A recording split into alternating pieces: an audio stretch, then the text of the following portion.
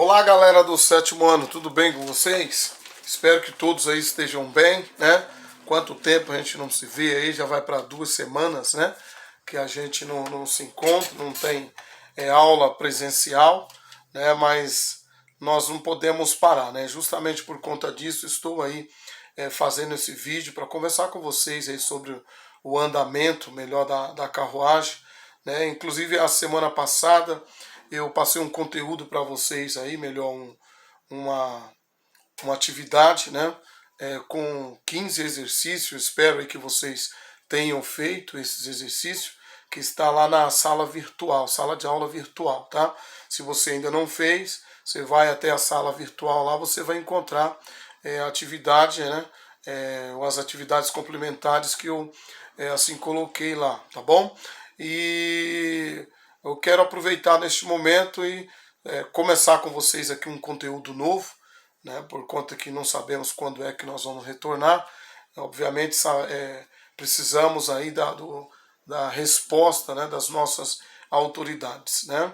Mas enquanto isso não acontece, vamos tocar o barco aí. Então, assim como eu tinha comentado com vocês, que na próxima aula que nós haveríamos de ter, nós começaríamos aí a unidade 3, né?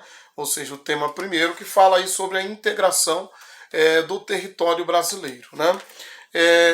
O território brasileiro, né, para que vocês fiquem sabendo, no início aí da ocupação desse território, sabemos que ela não teve aí uma ocupação, ele não teve aí uma ocupação maciça, e sim, né, foi ocupado principalmente a parte litorânea do território, né, e posteriormente houve aí a necessidade de integrar, né, de exploração das outras regiões do território brasileiro, tá? Então nós vamos aprender um pouquinho aí, eu quero que você já abra aí na página 72, num tema 1, tá? E nós vamos ver aqui um pouco sobre o espaço urbano brasileiro, né? O espaço urbano brasileiro. Se formos observar, o Brasil ele vem sofrendo aí algumas modificações no decorrer do tempo, né? Quando nós falamos dessa questão populacional, vem ocorrendo aí uma certa, vamos dizer que, um certo dinamismo, né? O Brasil, se nós formos observar a década de 60 até aí próximo à década de 70, o Brasil, a sua população era majoritariamente rural, e hoje, né, a partir aí da década de 70, isso muda, né? A população que era majoritariamente rural agora passa a ser uma população urbana. E a gente vai ver mais para frente que houve aí alguns fatores, né, que explicam o porquê, né, que o Brasil deixa de ser um país rural e passa a ser um país urbano, né? E isso, quando nós falamos de Brasil, isso ocorre na maioria hoje dos países. A maior parte dos países hoje, eles são considerados países urbanos, com exceção no caso da Índia, da China, né? E o Brasil está aí dentro desse perfil. Eu quero ler um pouquinho aí o texto para que você consiga aí somar um pouco ao seu conhecimento. Vamos lá.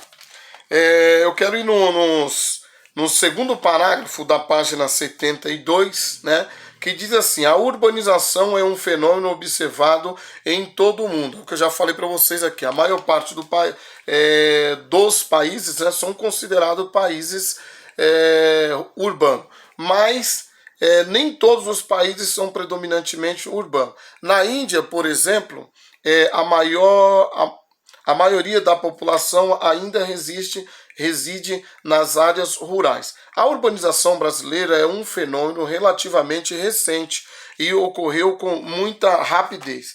Até a década de 1960, a maior parte da população do país se concentrava no campo.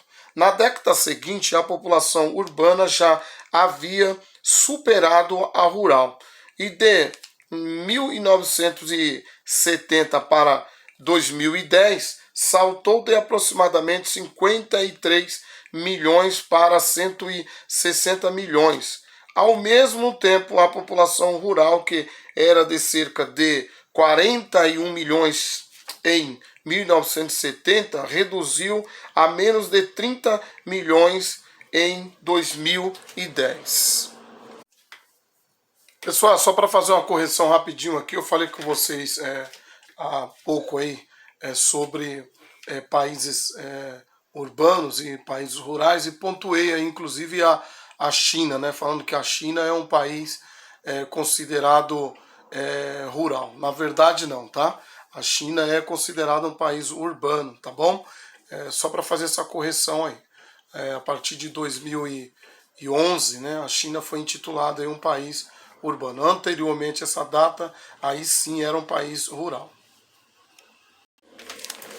Então nós vamos perceber que esse crescimento, ou seja, da população urbana, ele acontece de forma muito acelerada, né? Nós vamos perceber que a questão aí de 2 anos, né, deu um salto muito elevado.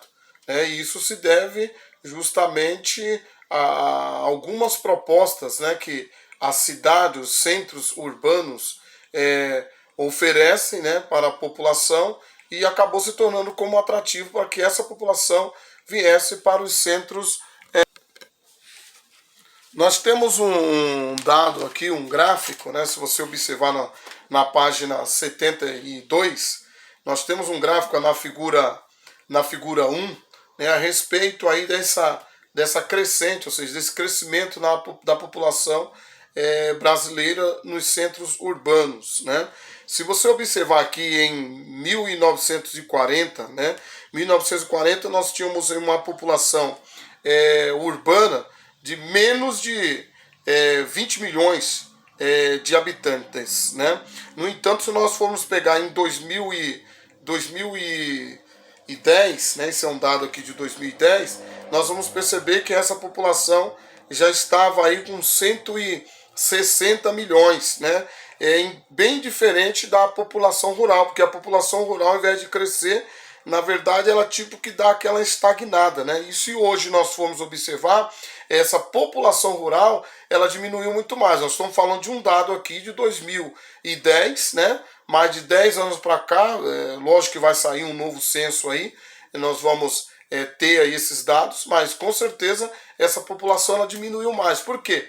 Nós temos aí alguns fatores, por exemplo, a entrada da tecnologia no campo, né? Tudo isso acabou de uma certa forma contribuindo, né, para a saída do homem do campo para a cidade. E automaticamente isso trouxe aí um inchaço populacional nos centros urbanos.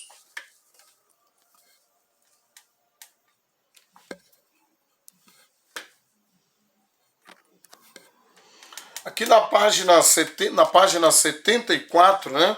74 não, 73, você tendo a oportunidade, você abre aí, que nós vamos ver como subtópico aqui, ou subtema, melhor, a rede urbana, né? Como funciona essa coisa da rede urbana? Entendemos que a cidade, quanto maior ela for, ou quanto maior ela né, maior é a influência que essa cidade tem sobre as demais cidades, né? Então é por isso que hoje nós temos aí dentro dessa, como se diz, dessa colocação, uma escala, né?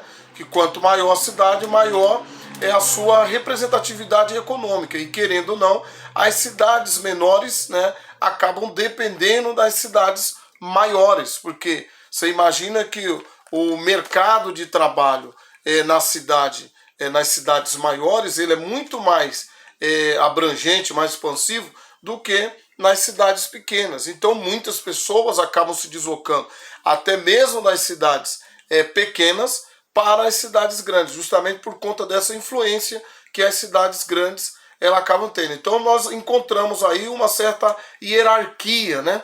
Uma certa hierarquia entre as cidades. E quando nós falamos, por exemplo, essa questão da hierarquia, né, nós sabemos que no Brasil existe aí os grandes centros, né? Se nós formos pegar, cada centro tem aí a sua influência regional, né? Se nós observarmos, por exemplo, a cidade de São Paulo. A cidade de São Paulo é a maior cidade, como se diz, do país, e pelo fato de ser a maior cidade do país, não só as cidades que estão em volta de São Paulo, que fazem parte da mesma região, né, como se diz, dependem de São Paulo, mas também outras cidades, né, que estão aí em outras regiões. Mas nós sabemos que cada região tem a sua cidade, né, a sua cidade que, de uma certa forma, hierarquicamente falando, é a cidade que, vamos dizer, que tem a maior expressão econômica, né? Por exemplo, você pega o Nordeste, né? Dá um exemplo aqui do Nordeste para você. Nordeste nós temos Salvador, né? Que é uma cidade, querendo ou não, uma cidade centro. Você tem Fortaleza, né? Que também é uma cidade de uma grande expressão econômica, né? Nós temos Recife, né? Obviamente, dentro desses estados existem aí outras cidades, mas que não tem aí tanta representatividade econômica, assim como essas que eu acabei de pontuar para vocês, você entendeu? Então, pelo fato dessas cidades ter aí os seus atrativos, né, nós vamos perceber principalmente aí nos grandes centros, cada dia essa cidade vai recebendo aí um contingente, né, ou seja, mais pessoas que vão vindo para essa cidade. Automaticamente nós vamos perceber que aumenta, né, aumenta a dimensão da cidade, aumenta a mancha urbana, né. Aí você aproveita, dá uma lida com mais atenção aí na página 74, tá? Que fala sobre aí, regiões metropolitanas brasileiras, né? Lê só o início aqui do texto, né? À medida que o número de habitantes de uma cidade aumenta, sua área urbana tende a se expandir, é o que eu já comentei. Esse processo é denominado expansão da mancha urbana. Por quê? Quanto mais pessoas vão chegando, obviamente, mais a cidade precisa crescer, né? Quando há uma expansão expressiva da mancha urbana e dois outros mais municípios vizinhos, podem ocorrer uma cornubação. O que seria a cornubação? A cornubação, na verdade, é o encontro, a junção de uma cidade com a outra, né? Dando um pequeno exemplo aqui para vocês, você imagina São Paulo, né? São Paulo, vamos falar uma cidade aqui que está próxima a São Paulo, é Grande São Paulo, né? Taboão da Serra. Taboão da Serra, se você sair da cidade de São Paulo e ir para Taboão da Serra, você vai perceber que você sai da cidade de São Paulo, entra em Taboão da Serra e você não percebe, né? Não há uma fronteira, uma divisa, né, entre Taboão e São Paulo, justamente porque não é perceptível, né? É como se diz, a conurbação. Houve aí o aumento de casas, né, a edificação, avenidas e tudo mais. Isso acabou, de uma certa forma, misturando uma cidade a outra. A não ser, por exemplo, quando você vai, suponhamos que você vai para Guarulhos, né, e você encontra, quando você está chegando em Guarulhos, se você for pela Marginal, você vai perceber que tem lá um monumento, né, ali chegando, seja bem-vindo a Guarulhos, se não me engano, ou Guarulhos. Então você entende que você está saindo de uma cidade para outra. Mas na maioria dos casos você não consegue perceber, justamente por conta dessa conurbação, ou seja, a junção, a mistura de uma cidade com a outra. E conforme as cidades elas vão crescendo, né, nós aprendemos anteriormente a questão do problema relacionado ao campo, né? No caso das cidades também acabam surgindo problemas, obviamente, de natureza diferente, mas também surge problema, porque quanto mais se cresce a população, maiores são os problemas, ou seja, o número de problemas, né? Se você pegar, comparando São Paulo com uma cidadezinha do interior, né?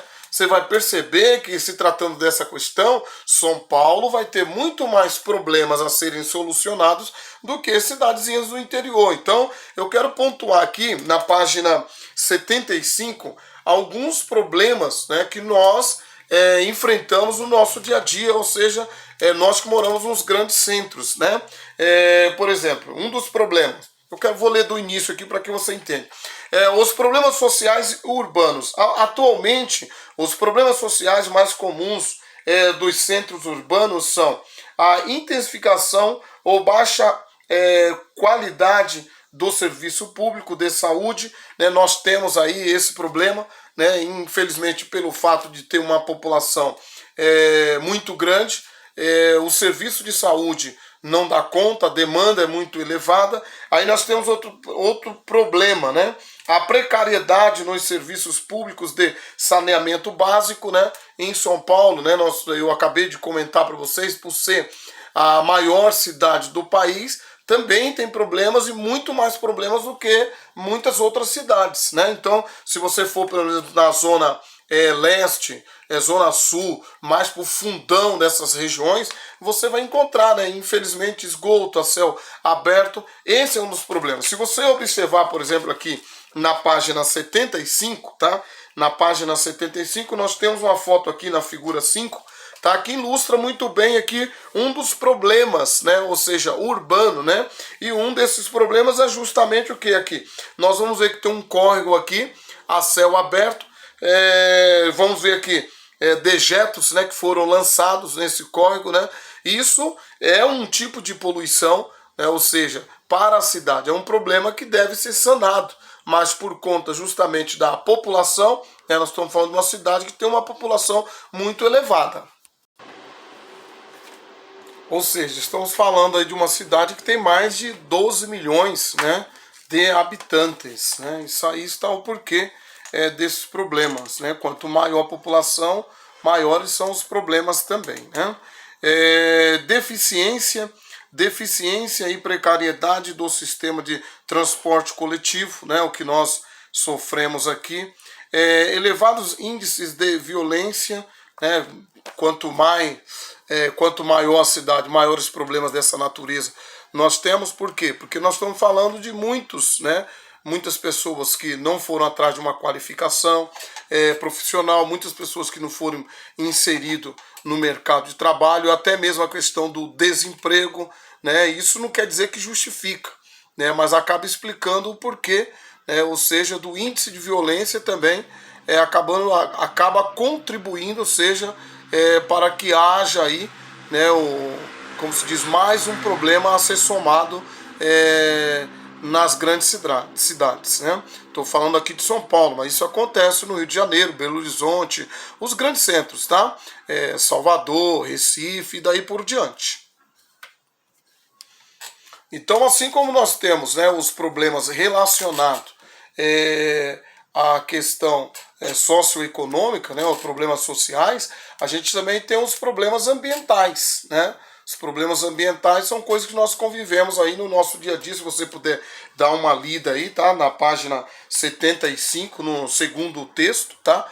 Você vai ver, né, que os problemas ambientais eles também existem dentro da cidade, né?